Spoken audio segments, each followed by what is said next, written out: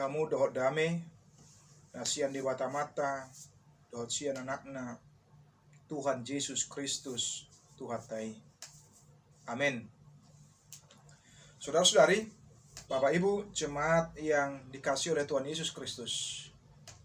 Firman Tuhan yang menyapa kita pada hari Senin tanggal 30 Agustus 2021 terambil dari Lukas pasal 5 ayat 5. Songonoma didok hatani Tuhatta. Gabenin nasi Simon mamangalusi. Guru manipat saborginoddo hu halujaun hami suadong dapot. Ale mangasahon hatamid olo doau sumapakon. Simon menjawab, Guru, telah sepanjang malam kami bekerja keras dan kami tidak menangkap apa-apa. Tetapi karena engkau menyuruhnya, aku akan menebarkan jala juga. Demikian bunyi firman Tuhan di dalam kehidupan kita. Saudara-saudari, Bapak Ibu jemaat yang dikasihi oleh Tuhan Yesus Kristus, tentu tidak ada seorang pun yang menginginkan kegagalan terjadi di dalam hidupnya. Tetapi di dalam sejarah perjalanan kehidupan manusia itu tidak ada yang tidak pernah mengalami kegagalan. Tergantung dari sudut pandang mana kita melihat, menilai kegagalan itu. Apakah membuat kita terjebak terus di dalam rasa kecewa, apatis, dan tidak penuh semangat? Atau sebaliknya, satu kegagalan itu menjadi cambuk untuk boleh meningkatkan kompetensi kita, kemampuan kita, mengajak untuk boleh bekerja, berusaha lebih keras lagi dengan kekuatan ekstra di dalam kehidupan kita. Bagi orang yang apatis, ketika kegagalan itu menjadi fokusnya, maka tidak akan pernah berjuang dan berusaha.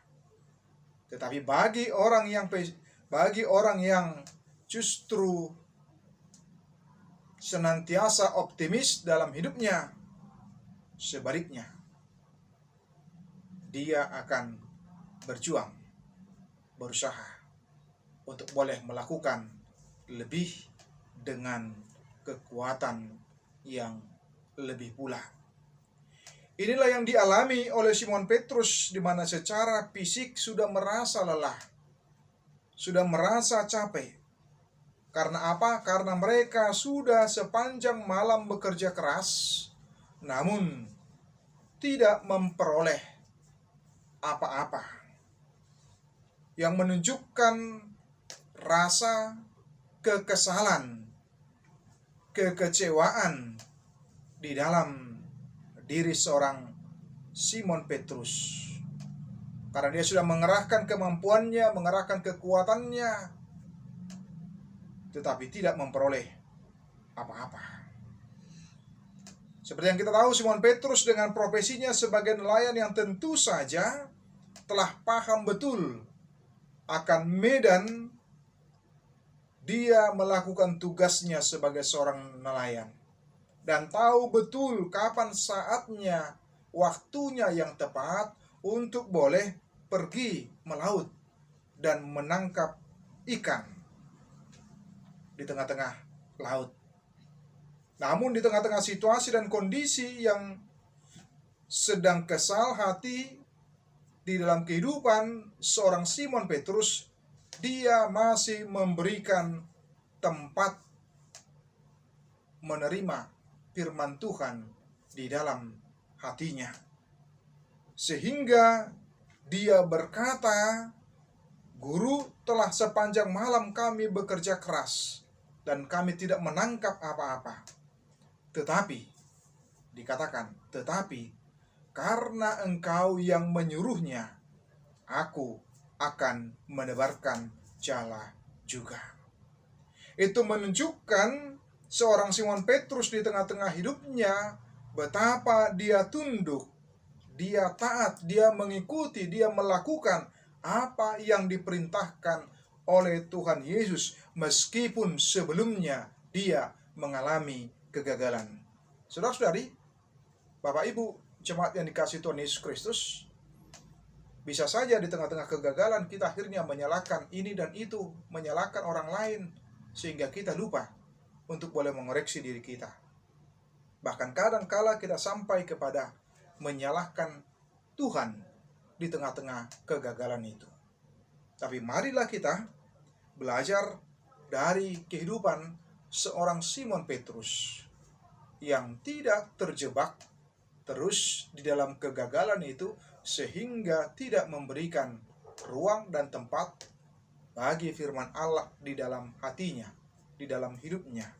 Tetapi sebaliknya kita melihat bagaimana dia taat kepada Tuhan meski dia pernah mengalami kegagalan.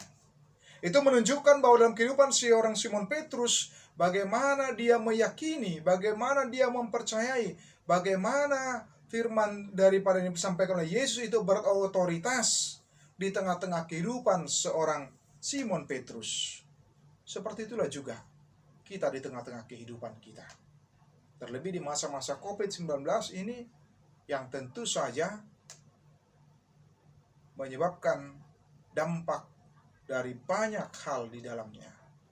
Dampak ekonomi, dampak kesehatan, dampak dari pembelajaran anak, dan banyak lagi yang kalau dinilai dan dilihat dari ukuran kita, maka bisa membuat kita menjadi apatis, menjadi pesimis.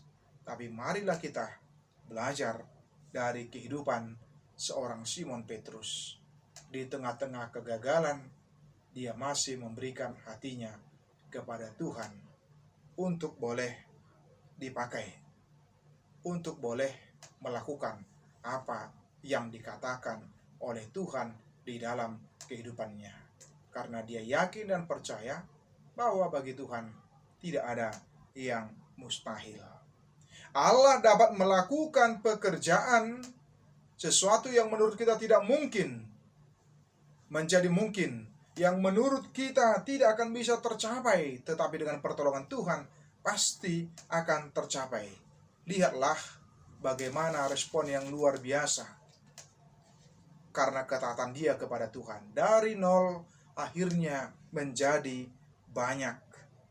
Dan itu adalah merupakan pekerjaan Tuhan dan bukan karena semata-mata kemampuan daripada Simon Petrus dalam menentukan kapan waktunya berlayar dan menangkap ikan, kapan waktunya harus berhenti. Tetapi itu yang terjadi. Lihatlah bagaimana sukacita mereka. Di ayat 7 dikatakan, lalu mereka memberi isyarat kepada teman-temannya di perahu yang lain, supaya mereka datang membantunya. Dan mereka itu datang, lalu mereka bersama-sama mengisi kedua perahu itu dengan ikan hingga hampir tenggelam. Dari nol, karena percaya kepada Tuhan, menjadi banyak dan berlimpah ruah di dalam kehidupan seorang Simon Petrus. Karena itu yakin dan percayalah dengan pertolongan Tuhan, intervensi Tuhan, campur tangan Tuhan di tengah-tengah kehidupan kita. Bahwa yang menurut kita tidak mungkin, oleh Tuhan pasti bisa melakukannya. Tuhan memberkati kita semua. Amin.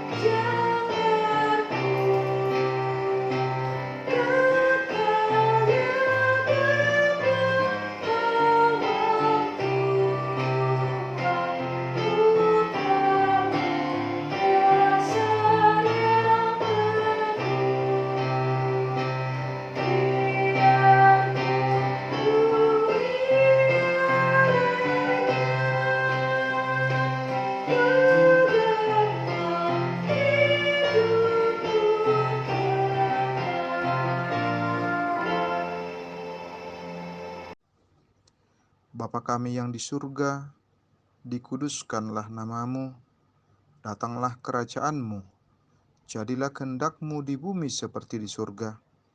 Berikanlah kami pada hari ini makanan kami yang secukupnya, dan ampunilah kami akan kesalahan kami, seperti kami juga telah mengampuni orang yang bersalah kepada kami. Dan janganlah membawa kami ke dalam pencobaan, tapi lepaskanlah kami daripada yang jahat. Karena Engkau yang punya kerajaan, dan kekuasaan, dan kemuliaan sampai selama-lamanya. Amin.